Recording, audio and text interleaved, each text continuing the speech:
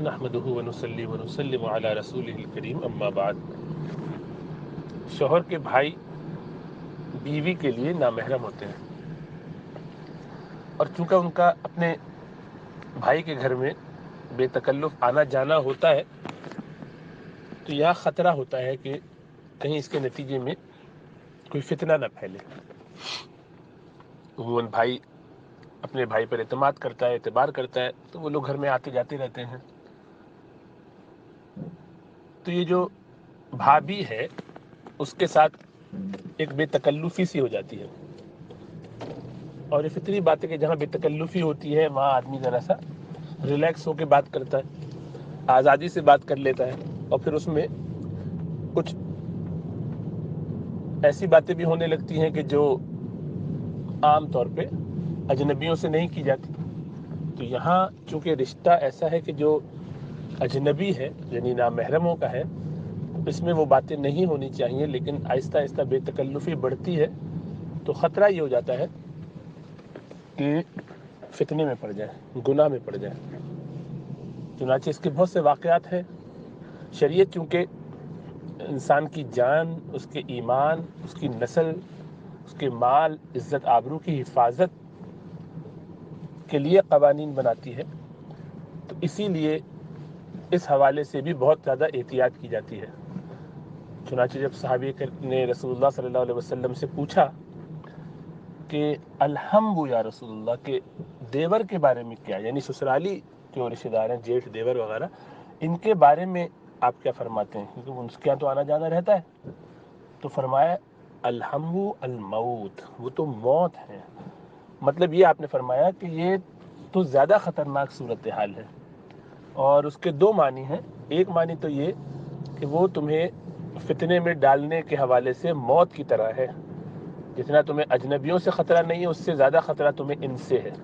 اور یہ فطری بات ہے کہ اجنبی سے جیسا عرض کیا کہ آدمی کچھ نہ کچھ حجاب رکھتا ہے، کوئی اجنبی ہوگا وہ گھر میں آئے گا بھی تو نیچے ہے، شوہر کا دوست ہے، اس کمرے سے باہر نہیں آئے گا، ڈرائنگ روم میں ہوگا، ساتھ آ کے نہیں بیٹھے گا۔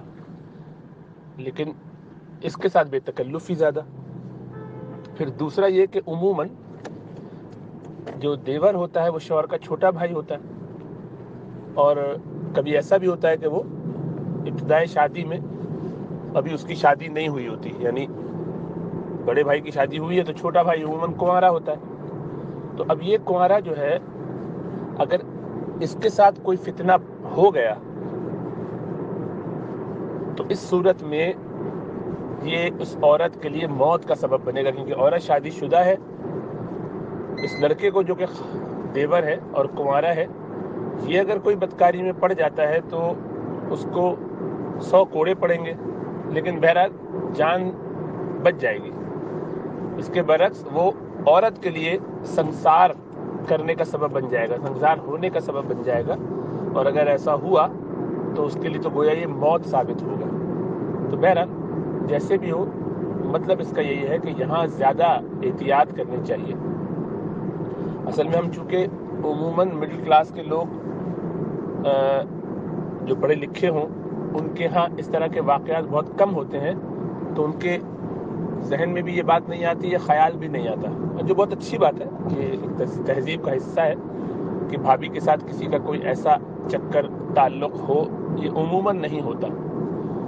لیکن شریعت چونکہ پورے انسانیت کے لیے آئی ہے، تو اس میں ایک خاص طبقے میں اگر ایسا نہ بھی ہوتا ہو تو اس سے باقی لوگوں کے مسائل حل نہیں ہو جاتے۔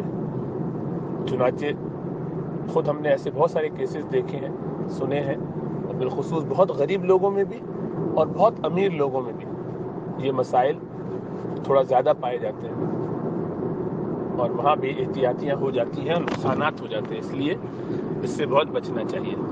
پھر یہ کہ